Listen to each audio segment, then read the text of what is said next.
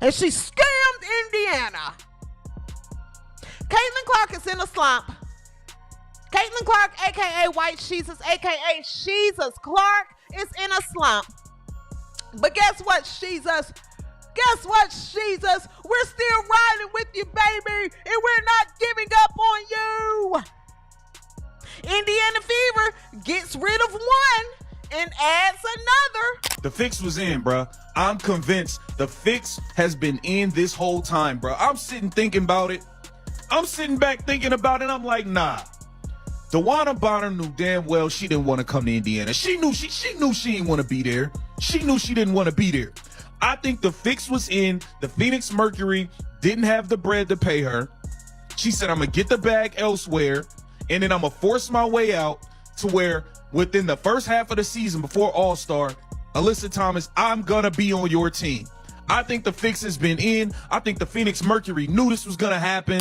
DeWanna Bonner just learned the harshest truth in professional basketball. In the WNBA, the league never forgets, and when it punishes, it does it without making a sound. One moment, she was throwing sly shade at Caitlin Clark, flashing smirks in press conferences, stirring just enough drama to stay relevant. The next, gone. No calls, no offers, no invites, not even a charity workout. About it. And let's start with the biggest story of the day, and that is the news that DeWanna Bonner is no longer with the Indiana Fever. It was reported last night that DeWanna Bonner had no intentions on returning to the Indiana Fever, and then the news broke today that the Indiana Fever had indeed waived DeWanna Bonner. And here is DB's statement. She didn't just fall off the radar, she got erased. And the worst part? The league didn't just watch it happen, it quietly helped. You'd expect more from someone with Bonner's resume, a seasoned vet, a multiple-time All-Star, a name that used to mean something. You'd expect maturity, restraint, leadership. Instead, she danced on her own downfall. She didn't just burn bridges, she poured gasoline on them, struck a match, and posed for the cameras as they went up in flames. Why? The Indiana Fever, aka America's team, baby. It's the talk of the town. It's the talk of the town. Want to know why? DeWanna Bonner has been waived after quitting on America's team because she decided she wants to hoop and hump.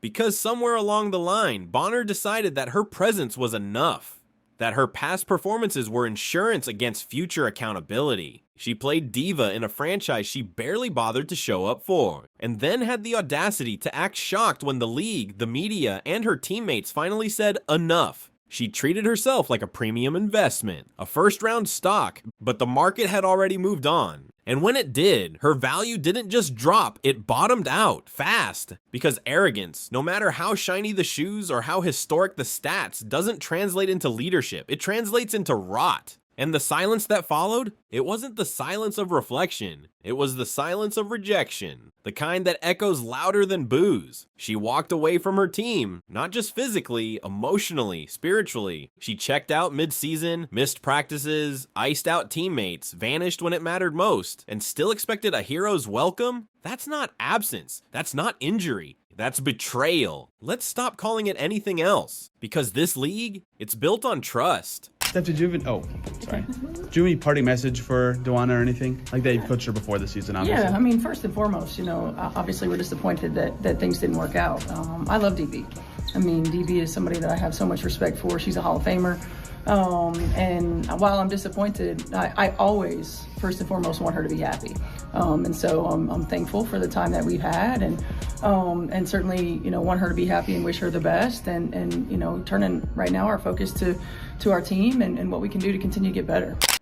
On grid, on unity, and Bonner? She walked into the locker room like a wrecking ball wearing Jordans. She didn't rally her teammates, she divided them. One passive-aggressive comment at a time, one toxic smirk, one eye roll in the huddle. And before you knew it, players were second-guessing each other, questioning the mission, watching their backs instead of watching the scoreboard. The locker room is sacred. It's where teams are forged, where bonds are built, where champions are made. Bonner turned it into a Cold War battlefield. She became the queen of awkward silences, the architect of distrust, and the gardener of drama, planting seeds of doubt with surgical precision. Every look, every complaint, every side whisper, and when it all began to collapse, she played innocent. Let's talk reality. Bonner was supposed to be the veteran.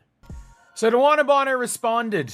She responded to leaving the Indiana Fever, and at least she didn't go out there and call out the Fever or anything. At least she didn't do that, I guess. But she has, in fact, spoken about leaving the Indiana Fever. And look, at the end of the day, she didn't want to be there. She didn't want to be there. And if you're either with us or you're against us, and clearly you're now against us. And she's gonna walk to the Phoenix Mercury. The calm voice in the storm, the one who lifted others. Instead, she became a walking cautionary tale, the kind of player GMs whisper about behind closed doors. She's got talent, but is it worth the chaos? The answer? This isn't about buckets anymore. It's about character, influence, energy, and Bonner? She brought none of it. She poisoned the team's chemistry and then stood confused when no one wanted to drink from the same cup. And Indiana Fever? They'd be insane to ever open the door again.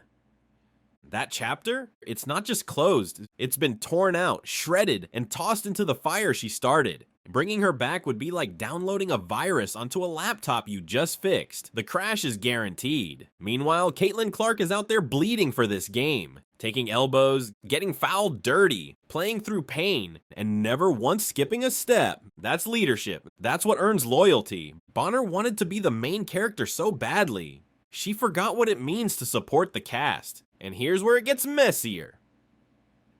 Because in the middle of all this chaos sits Stephanie White, stoic, quiet, too polished to be clueless. Is she the puppet master, or just another coach in over her head? She watched Bonner disrupt the culture, stir the pot, fracture the system, and said nothing. No suspension, no accountability, just silence. She didn't lead, she enabled, and that's almost worse. And let's not forget Kathy Engelbert, the commissioner, the top of the food chain. While fans screamed, Engelbert just vanished, sat above it all like a queen in a tower, pretending it was media noise.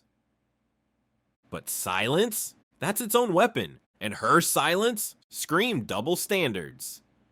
I thought Enrique was not great tonight. I find it notable and interesting that Dallas ended up making that run with Enrique on the bench. It was cool to see Lee Uru in action, put on a couple displays of impressive skill, hit a three-pointer. She put the ball down with a spin move a few times, and I think if she stays locked in, she might turn into somebody that is a valued piece for a good team in the future. But overall, I think this was about the Fever realizing this was not a game that they could lose, and I was really impressed with, the offensive execution. So DeWanna Bonner pulls one of the weakest moves in sports history and quits on the Indiana Fever not even halfway through this season, man. Your ass couldn't hit the fucking side of a barn and was stinking it up every game, and you're mad about a starting spot or some bullshit? Completely lost all respect for your punk ass, man. And now your preferred destination is the Phoenix Mercury in the Dream. Oh, what? So you can go back with Alyssa Thomas and Scissor? What the fuck kind of bullshit is this? And then all the people that hate Caitlin Clark so much, the Black Clan and Black Clan panders, are sitting here supporting this weak-ass move. WNBA fans, we got some breaking news. As I predicted in my video yesterday, DeWanna Bonner, who requested a trade from the Indiana Fever, has officially been waived. Indiana Fever were unable to find a trade package that worked for her $200,000 contract. I predicted that it would make more sense to waive her. I would team to either pick her up off of waivers, which I don't think will happen, or allow her to clear waivers and go sign with another team for a different contract amount that fits under their cap. The news of DeWanna Bonner being waived comes from Chloe Peterson of the Indy Star. She does do great work on that beat. What's next for the Indiana Fever? We'll be re-signing Ari McDonald on a veteran minimum. We'll have another free spot and cap space to sign another player. This isn't conspiracy, and it's not 4D chess. It's jealousy. Raw, ugly, career-killing jealousy. Veterans and coaches who couldn't handle someone younger, faster, brighter walking into the spotlight. And instead of mentoring, they gatekept. They plotted. They whispered. They elbowed greatness instead of elevating it. Bonner didn't lose her career because she lost her touch. She lost it because she refused to share the court with a rising star. Breaking news. You can welcome Arie McDonald back to the team. The Fever said, you know what? We're not even going to bother trying to trade DeWanna Bonner. We're not going to get anything for her. We are going to move on. They have waived her. I believe it saves about, $135,000 from what they were paying her, which that is obviously gets freed up. They already had, I think, 30-some thousand already freed cap space. So they signed Arie McDonald. So now that's 11. I believe they will. It may not happen right away because now that they're back to 11, they may, take some time and look and do some. She saw Caitlin Clark's spotlight and tried to dim it with shade. But the only thing that got shadowed, her own relevance. Let this be a message to every player watching. You want to lead, then show up, then sacrifice, then lift your team before lifting your ego, because no one remembers stat sheets if you're a ghost when it counts. No one respects the crown if you never wore it with grace. Bonner chose herself, and now she's by herself. And when the season rewinds, people won't remember her jump shot. They'll remember her silence, her sabotage, her downfall. They'll remember the ego that couldn't share, the veteran that couldn't lead, the teammate that never was. This isn't just a career collapse. It's a masterclass in what not to do. A documentary in the making titled How Pettiness Destroyed the WNBA's Strongest Voices. And the credits? They're still rolling. Because the damage isn't over. It's still unfolding. The league's most marketable era is stained with side eyes, cold shoulders, and passive-aggressive collapses. The locker rooms are tense. The fans are watching. The sponsors are hesitating. And still, the silence from the top is deafening. Stephanie White, smiling politely while the team burns. By the way, if DeWanna Bonner had requested a trade, if she requested a trade, this is my only issue with the situation. My issue is not DeWanna Bonner wanting out. My issue is the fact that she took her money and just refused to play. She refused to play. You had fans out there praying for you. Hoping that it wasn't any family issues and saying you know what, giving you the benefit of the doubt. I don't want to come off the bench is not a personal issue. Anyway, let's go. Yeah.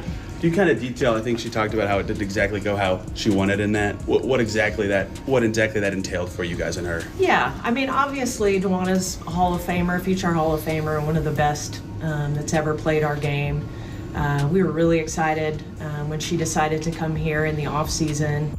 I mean, so was everybody, to be fair. So was everybody. And I do think that was a sign that was made more of a look, see who we can get, rather than look. Kathy Engelbert pretending it's not happening. And Bonner still clutching old accolades like they're a hall pass. Still blaming the world, never once looking in the mirror. But the truth? It's written all over the court.